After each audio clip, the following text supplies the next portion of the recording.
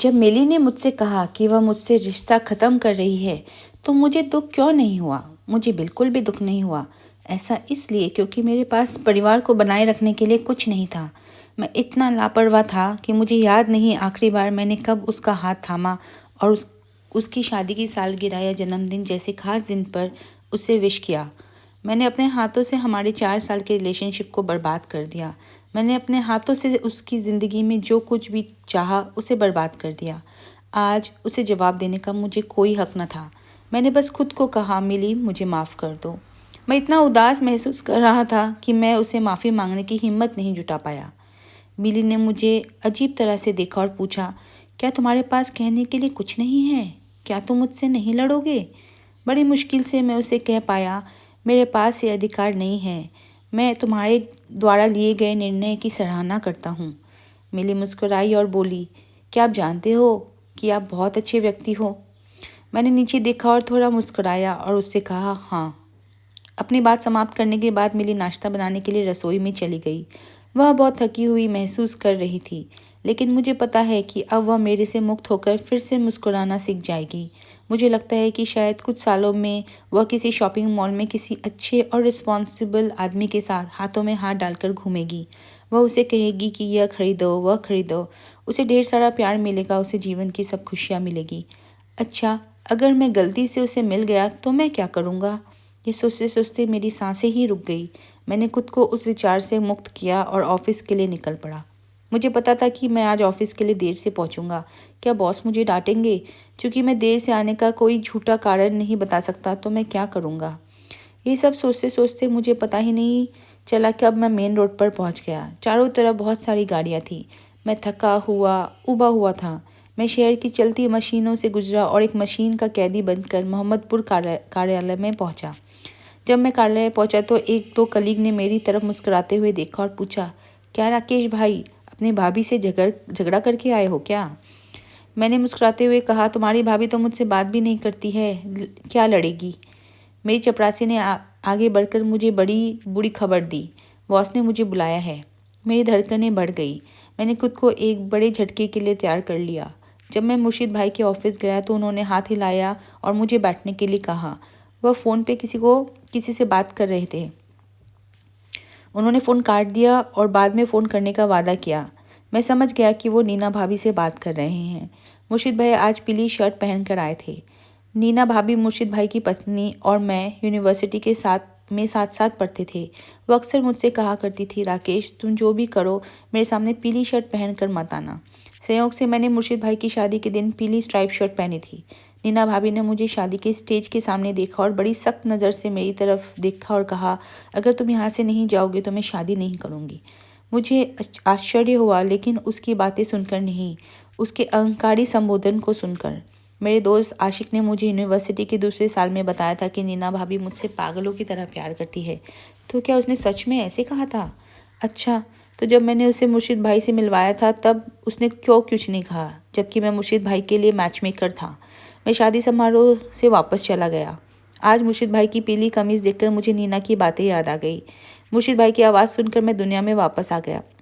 मेरे सीने में दर्द हुआ। क्या मुर्शिद भाई को ये सब पता है? राकेश, मैं तुम्हें आज कुछ खास खबर दूंगा। मैं तुम्हें इस ऑफिस से बाहर निकालने की सोच रहा हूँ। ये कैसा रहेगा? मैंने बेवकूफ़ी से कहा, हाँ। मुर्शिद भाई ने ज़ोर से हंसते हुए कहा, अगले महीने से तुम चटगढ़ प्रोजेक्ट में मैनेजर के तौर पर काम करोगे। तुम मना नहीं कर सकते एंड तुम जानते हो कि मैं अपना फैसला नहीं बदलूंगा, है ना राकेश? मैंने सिर हिलाया और सहमति जताई।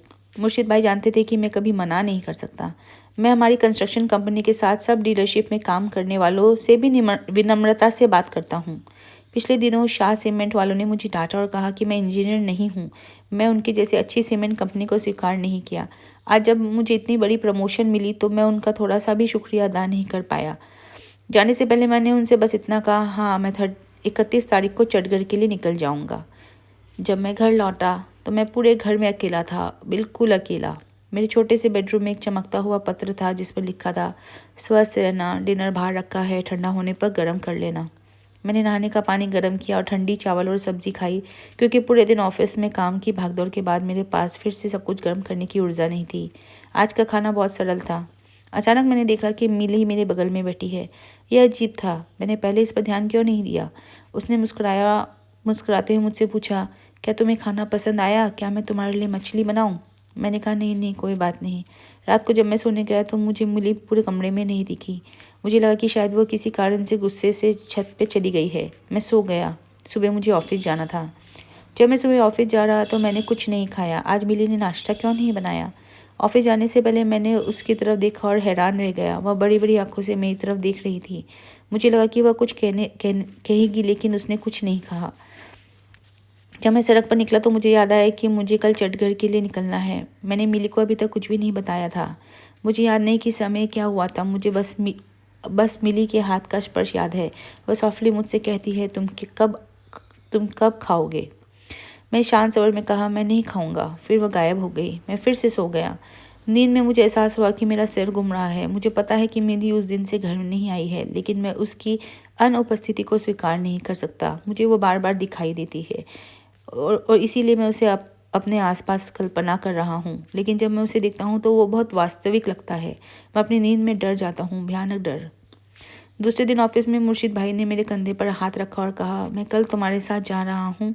तुम्हारे लिए एक छोटा सा घर तैयार किया है, धीरे धीरे सामान शिफ्ट कर लेना। मैंने अपना सिर हिलाया, जिसका मतलब था शुक्रिया। मुझे नहीं पता कि मुर्शिद भाई मुझे इतना क्यों पसंद करते हैं। मैं आज ऑफिस से थोड़ा जल्दी निकल गया। मुझे मिली के लिए कुछ फूल खरीदने हैं, साथ ही उसकी पसंदीदा आइसक्रीम भी। आज मैं उससे पूरी रात बात करूँगा, हमारे भविष्य के बारे में सपने देखूंगा। मैं वह सब कुछ करूँगा जो मैंने पहले नहीं किया। प्यारी मिली, क्या मैं तुमसे प्यार करता हूँ? तुम ही बताओ। जब मैं घर पहुंचा तो मैंने देखा कि घर पर कोई नहीं था। मैं मिली की सांसों की आवाज़ सुनने का इंतज़ार कर रहा था। मुझे पूरे घर में कहीं भी मिली का अस्तित्व महसूस नहीं हो रहा था, तो मैं अचानक इतना डर गया। मैं फर्श पर बैठ गया और सोचता रहा कि वह कब फिर से मेरे बगल में आकर बैठेगी। मुर्शिद भाई शराब पीकर गाड़ी चला रहे हैं और मैं उनके व्यवहार से थोड़ा परेशान हूँ। आज ढाका कार्यालय में मेरा आखिरी दिन के अवसर पर वह मुझे ढाका क्लब में जश्न मनाने के लिए ले गए। जॉनी वॉकर की एक पूरी बोतल खाली कर दी और गुस्से से मुझसे कहा कि तुम क्यों नहीं पीते हो? मैंने हंसते हुए कहा, नहीं, मैं ड्रिंक नहीं करता। मुझे समझ नहीं आ रहा था कि मुर्शिद भाई इतने गुस्से में क्यों है। वो मेरी तरफ देखते रहते हैं और मुस्कुराते रहते हैं और कुछ बुदबुदाते रहते हैं। अब हम सड़क के दोनों तरफ चावल के खेतों से होकर गुजर रहे थे। उन्होंने अचानक कार रोकी और मुझसे कहा, जाओ और हाथ धो लो, मेरी कार को गंदा मत करो। मैंने कहा, भाई, तुमने अपने लिए ही कार रोकी होगी। मुर्शिद भाई ने शर्म से कहा, राकेश, तुम्हारा दिमाग ठीक नहीं है, बुरा मत मानना। जाओ और कार के बाहर निकलो और आसपास की प्रकृति को देखो। मैं कार से बाहर निकल गया, उनके लौटने का इंतज़ार करने लगा। वे ओम शांति कहते रहे और आप वापस कार में आकर मुझसे पूछा, नीना के साथ तुम्हारे कितने सालों का अफेयर रहा? मैंने कहा, नहीं रहा। शायद वह मुझे पसंद करती होगी। उन्होंने हिचकी लेते हुए कहा, औरतें अच्छी नहीं होती राकेश। मेरी शादी को 5 साल हो गए, उसने मुझसे एक दिन भी प्यार नहीं किया। क्या तुमने उसे मेरे गले में लटकने के लिए मजबूर किया था? मैं बिना कुछ कहे कार में बैठ कर बोला, भाई, देर हो रही है, चलो। मुर्शिद भाई ने फिर से कार स्टार्ट की और चल दिए। मैंने अचानक उनसे कहा, भाई, आजकल मेरा सिर बहुत ख़राब रहता है। मुर्शिद भाई मुस्कुराए और बोले, क्या तुम्हारी बीवी तुम्हें छोड़कर चली गई? मैंने कहा, हाँ। तुम्हें कैसे पता चला? नीना कहती है, मिली कभी कभी उसे कॉल करती है। बीवी के चले जाने पर सबका सिर दर्द होने लगता है, इसलिए यह असामान्य नहीं है। मैंने सिर हिलाया और सहमति जताई। अचानक मैंने कहा, कार घुमा लो, मैं चटगढ़ नहीं जा रहा हूँ। मुर्शिद भाई बोले, सामने एक मशहूर बिरयानी की होटल है, वहाँ से बिरयानी खाएंगे और फिर वापस चलेंगे, ठीक है? रात को 4:20 हो चुके थे जब मैं मिली की माँ के घर पहुँचा। उसके माता पिता सभी बहुत हैरान थे। थोड़ी देर बाद मिली मेरे पास आकर बैठ गई। उसकी आंखों में अभी भी बहुत नींद और झुंझुलाहट थी। उसने मुझसे कहा, मैं तुम्हारे साथ नहीं जाऊंगी। मैंने कहा, तुम्हें जाने की ज़रूरत नहीं है, मैं भी उस घर में नहीं जाना चाहता हूँ, मैं यहीं तुम्हारे साथ रहूँगा। क्या मिली मेरी बात सुनकर हैरान हुई? वह शांत हुई और मुझसे कहा कि बाथरूम में जाकर फ्रेश हो जाओ, फिर कुछ खाओ और फिर बात करो। मैंने उसका हाथ कसकर पकड़ लिया और चुपचाप बैठ गया। अचानक उसने मुझे गले लगाया और खूब रोई, फुट फुट कर रोने लगी। उसने मुझसे कहा, क्या तुम्हें नहीं पता कि तुम मुझसे कितना प्यार करते हो? मैं उसके हाथ पकड़ लिया और कहा, नहीं, अब जब मुझे पता चल गया है तो तुम्हें फिर कभी नहीं छोड़ूंगा, तो मैं तुम्हें अपने बहुत करीब रखूँगा। मिली बेकाबू होकर रोती रही। मैंने उसे रोका नहीं, मैंने उसे बस अपने पास खींचा और बैठ गया। कहानी ख़त्म।